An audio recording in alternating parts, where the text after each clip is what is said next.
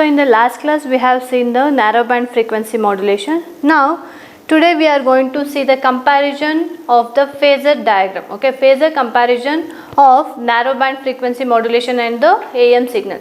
So phasor is nothing but what? It is a carrier phasor. It will going to act as a reference. So along with that reference we are going to see what will going to happen to the angle of the wave. That is the difference between the narrowband frequency modulation and the amplitude modulation. So now we'll see how to represent the phasor diagram. So let us consider this as the point where we are going to represent this as the, let us consider this as our carrier. With respect to the carrier we are going to write the phasor diagram. So this is the narrowband frequency modulation phasor diagram. This will be the upper sideband and this is our lower sideband, where we can see here the carrier, it is perpendicular to the both the signal. The carrier is, when we draw this, it is perpendicular to the both the sidebands, that is upper sideband as well as the lower sideband, where this will be the resultant. So when we draw this, we can see this upper sideband and the lower sideband will be right angles to the resultant, where it is perpendicular to the resultant, but as we said that the amplitude is out of phase. Here the amplitude is same, that is similar to the carrier amplitude but out of phase. So when we are going to draw the phasor diagram with respect to the amplitude modulation, we are going to get like this. So let us consider this is our carrier and we have to represent both the upper sideband as well as the lower. When we see this,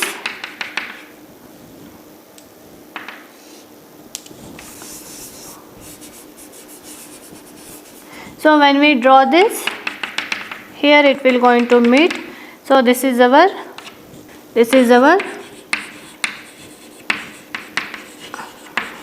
upper sideband and this is our lower sideband, and here altogether it will, at this point we are going to get what? Sum of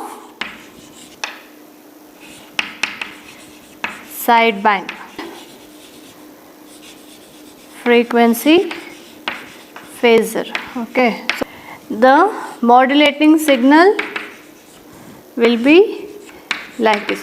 So here also at this point we are going to get what? Sum of sideband frequency phasor. So here both the upper sideband as well as the lower sideband will going to be sum at this point.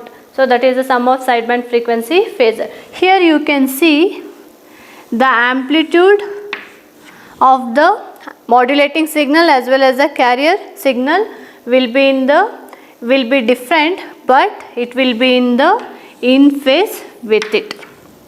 So that is the only difference between the narrowband frequency modulation and the amplitude modulation. When we are going to draw this, we can represent that amplitude of the modulating signal is with respect to the carrier amplitude, it is same but out of phase, but here in the amplitude modulating it is in.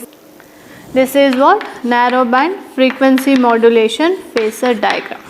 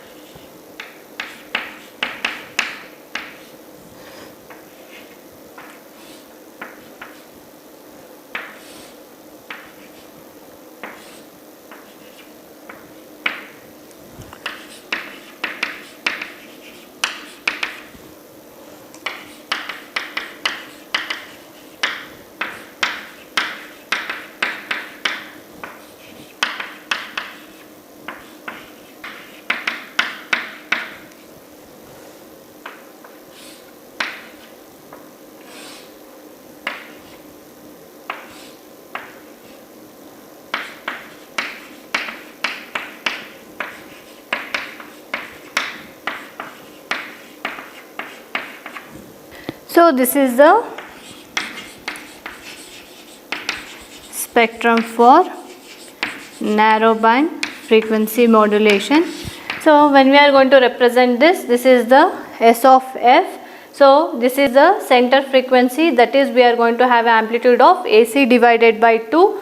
So along with the modulation index, we are going to represent the upper sideband, that is beta into AC divided by 4. This is the FC minus FM lower sideband, that is beta into AC divided by 4. Again this is what? FC minus FM. This is the center frequency, this is your FC plus FM. So the amplitude we are going to represent for this FC minus FM is beta into AC divided by 4, and for center frequency AC divided by 2, and upper sideband frequency beta into AC divided by 4. So this is the spectrum for narrow band frequency modulation, and here the total bandwidth for this 2 into FM we are going to get for the spectrum of narrow band frequency modulation. So here now we are going to see the derivation for the wide band frequency modulation, that is WBFM. So before that, in order to derive the wide band frequency modulation, we all know that modulation index is much greater than the 1 radian, whereas in narrow band frequency modulation we know that modulation index is very small, but in the wide band frequency modulation beta value modulation index is greater than 1 radian. In keeping that in mind, we are going to derive the wide band frequency modulation, but before that, in order to derive that, we have to remember all these trigonometric equations. These are the formulas we have to remember. So first one is complex number expressed as a trigonometric function and exponential form. Here e power j theta is equal to cos theta plus j into sin theta, whereas here we are going to see take the real part as well as the imaginary part. So real part goes like this, real part is equal to e power j theta, that is equal to what? Cos theta. Here imaginary part is equal to imaginary of e power j theta is equal to sin theta. So second one is complex Fourier series. So S cap of t is equal to, we are going to summation, take the summation, that is n is equal to minus infinity to infinity, n is equal to nothing but that is complex Fourier coefficient Cn into e power j 2 pi fm into n into t. So complex Fourier coefficient is given by modulating frequency, that is fm. So integrating from the minus half into fm to half fm, S cap of t into e power minus j 2 pi into n into fm into t into dt. So this is the Bessel's function, that is we are going to represent Jn of beta is equal to 1 divided by 2 pi integrating from minus pi to plus pi e power j beta sin x minus nx into dx. So this is the important function we are going to consider in the wideband frequency modulation derivation, whereas this will going to act as a filter. This Bessel function will going to act as a filter in the wideband frequency modulation. We know that in the wideband frequency modulation beta is very large. Now in order to derive this, we know the general FM equation. That one we are going to represent like this: S of t is equal to AC into cos 2 pi FCT plus beta into sin 2 pi FM into t. So let us consider this as equation number 1. So for this, taking real part. So here you can see this is the, here we have to put like this, correct? Here this is the real part. So there is no imaginary part in the equation number 1. So let us consider theta will be our real part. Theta is equal to 2 pi FCT plus beta into sin 2 pi FM into t. We have got the theta. So S of t is equal to, so if we putting that value, real part is equal to e power j into theta. So here if we are going to consider this, real part we are going to get what? That is AC into cos. Right, this is real of AC into e power j theta. Substituting the theta value, we are going to get, this is real of, this is AC into e power j. So what is the theta we have got here is 2 pi fct plus beta into sine 2 pi fm into t. So this one what we have got here. Separating this, we are going to get real of AC e power j. Here we have got two components, so 2 pi into fc into t into e power j into beta sine 2 pi fm into t. After separation, we are going to get the equation like this.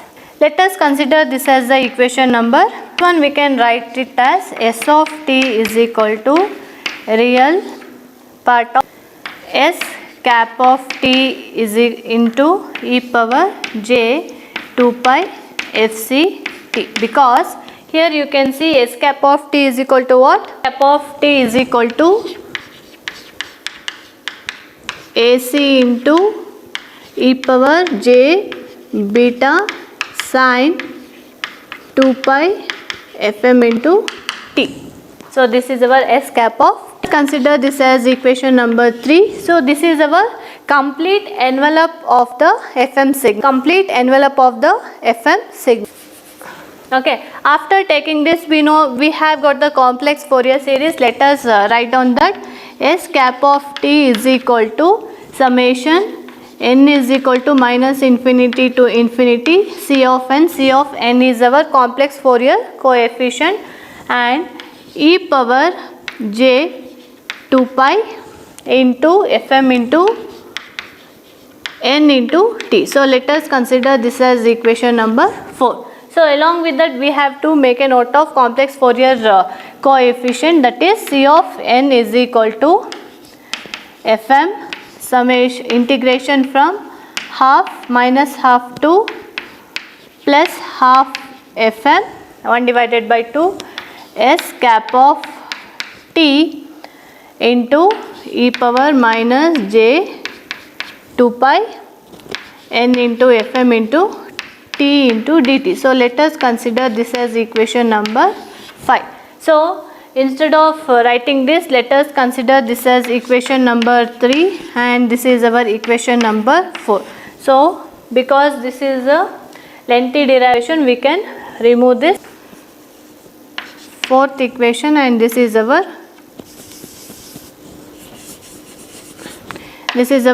fourth equation, and this is our fifth equation. So keeping, we can consider this substituting equation 3. So equation 3 is our what? S cap of t is equal to AC into e power j beta sine 2 pi into fm into t. So substituting this equation 3 in 5. So which is our equation number 5? This is complex Fourier coefficient C of complex Fourier coefficient Cn.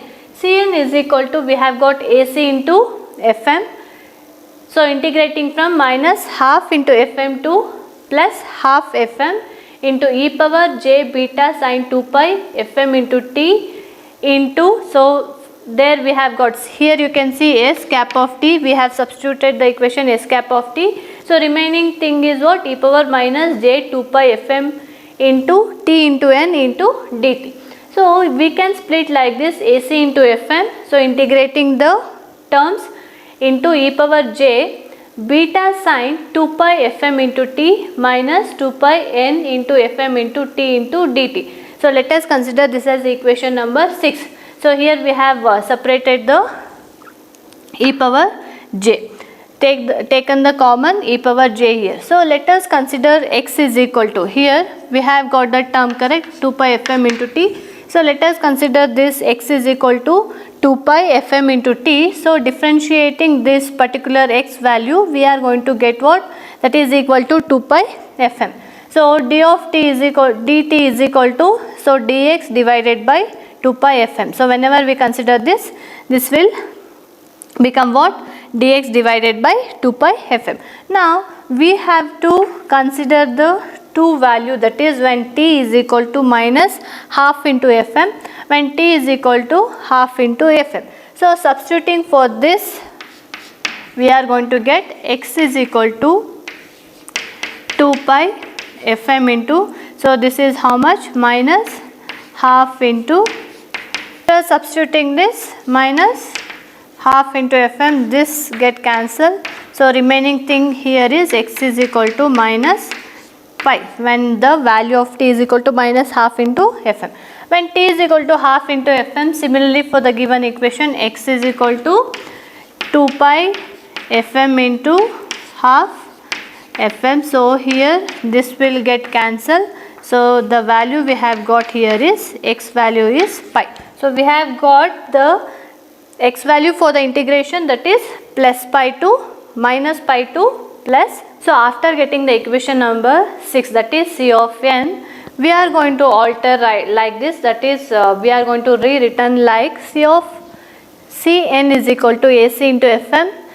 So we got the value of integrating values, that is minus pi to plus pi into e power j beta into sin x minus nx into dx divided by 2 pi fm. We can write Cn is equal to ac divided by 2 pi, we are going to take it outside, minus, so fm whatever it is going to get cancel here, this fm and this fm, e power j into beta sin x minus nx into dx. So we can write like this. So we have the value, we can write this equation as Cn is equal to ac into Jn of beta. So there we have taken the Bessel's function, Jn of beta is equal to integration of minus pi to plus pi e power j beta sin x minus nx into dx. Same thing we have considered this equation and we have taken that as the Jn of beta. Let us consider this as the equation number 7. Where Jn of beta is equal to, we know that this equation. Here this is nothing but what, Jn of beta is equal to, this is the Bessel function. We know that this is Bessel function we required in order to this act as a filter in the wideband frequency modulation. Now after substituting this equation 7 in the equation 4, we get s cap of t. So equation 4 is s cap of t. S cap of t is equal to summation n is equal to minus infinity to infinity ac into jn of beta e power j 2 pi n into fm into t. So let us consider this as equation number 8. Substituting 8 in equation number 2, we have taken this equation number 2 s of t. S of t is equal to real part of ac summation n is equal to minus infinity to infinity jn of beta into e power j 2 pi into n fm into t into e power j 2 pi fc into t. So this one we can consider like this, real part of ac summation n is equal to minus infinity to infinity jn of beta e power j 2 pi, because we in both the term the j into 2 pi is common, taking that common e into j 2 pi.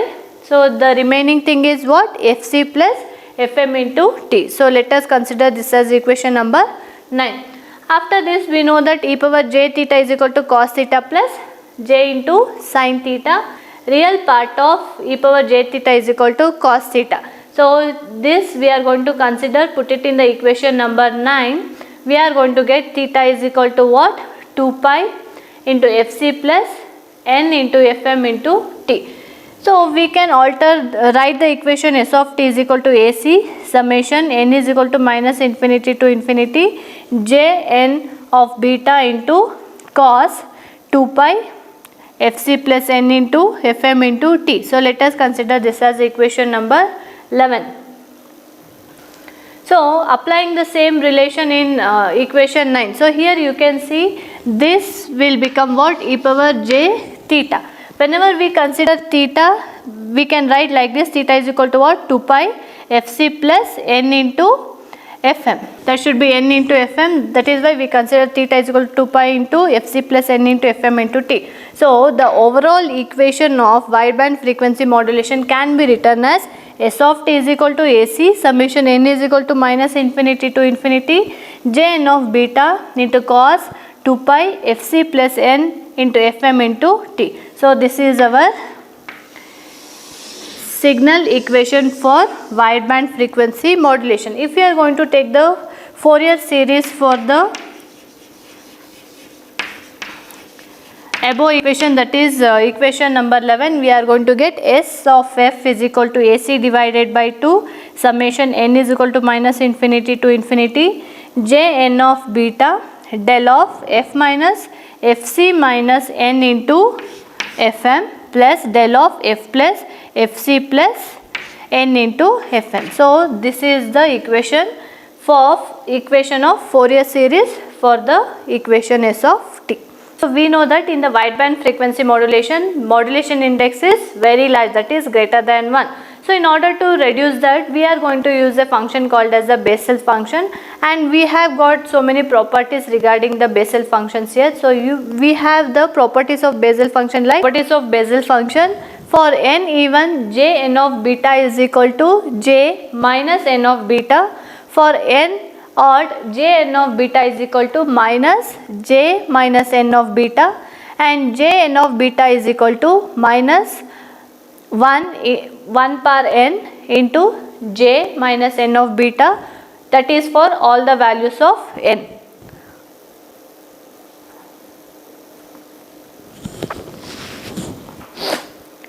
Now for all the values of modulation index beta, we have J0 of beta is equal to, we have got the value 1, J1 of beta is equal to 0, Jn of beta, that is approximately it is equal to 0, whereas for n value which is greater than 2, and summation n is equal to minus infinity to infinity Jn square of beta is equal to 1. So keeping this, let us plot the Bessel's function values. The main aim of the Bessel function is in FM carrier and sideband frequencies, it will going to disappear when beta is equal to 0. Here the first sideband disappears when Jn1 of beta plots equal to 0. So here the value of n is equal to 1, and second sideband disappears when Jn2 beta plots equal to 0.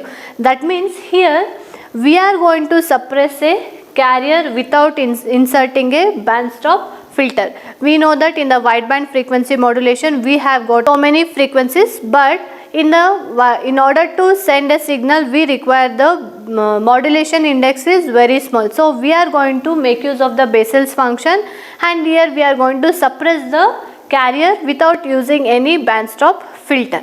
So let us plot the Bessel's function. So let us consider this.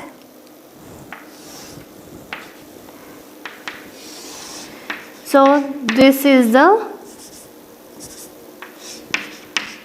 beta. So let us consider 0, 0.2, 0.4, 0.6, and this will goes like this. Let us consider this as 1, and here we are going to get minus 0.2, minus 0.4. So we know that let us draw for J naught of beta. So that is always equal to what? 1. If we draw that, we are going to get like this. So if we are going to consider next J1 of beta, so it will always starts from what? 0. You can see here it will always starts from 0. So here also we have got the scaling. Okay. Now in order, it will going to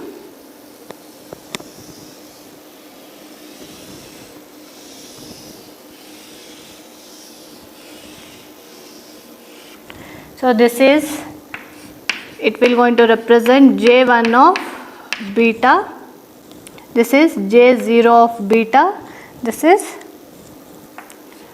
J1 of beta. Now in order to represent J2 of beta, it also starts from what? 0.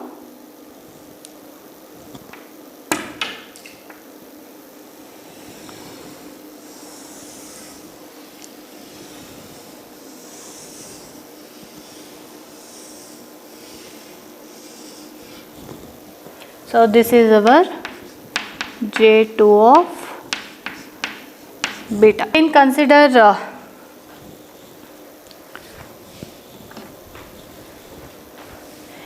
J3 of beta, so it will also starts from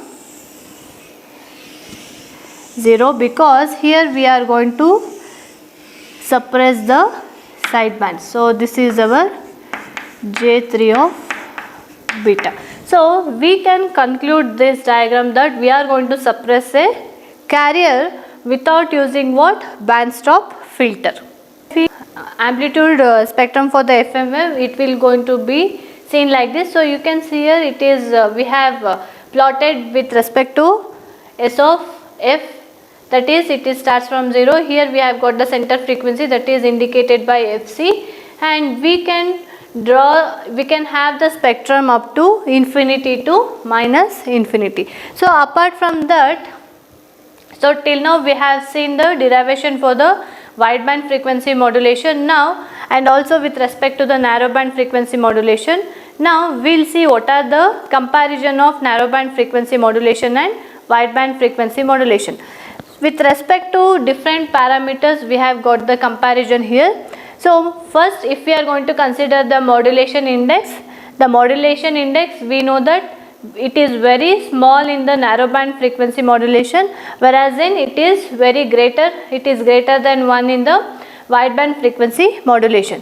Maximum deviation, so what is the maximum deviation? It is the departure of the frequency with respect to the carrier. So maximum deviation we are going to represent by delta F max, that will be 5 kilohertz in the narrowband frequency modulation. If we consider the maximum deviation, it will be very large in wideband frequency modulation, that is how much? 75 kilohertz. So we can compare here, it is we have only 5 kilohertz, the deviation is more in the wideband frequency modulation, that is 75 kilohertz. If we consider the modulating frequency range, that is 30 hertz to 3 kilohertz in the narrowband frequency modulation, whereas in WBFM it is 30 kilohertz to 15 kilohertz. Bandwidth required. So how can we say that the bandwidth is? We know that it is very small. It is similar to what? Analog modulation, that is AM. Bandwidth required here is how much? It is of 2 into FM. Whereas in the wideband frequency modulation, bandwidth required is large. We can say that is it is infinite. So ideally here B of t is equal to 2 delta F plus 2 into FM. This is the infinite bandwidth required for the wideband frequency modulation. At last, if we go for the application, we are going to use the narrowband frequency modulation in the mobile communication, whereas the wideband frequency modulation will be used in the high quality music transmission.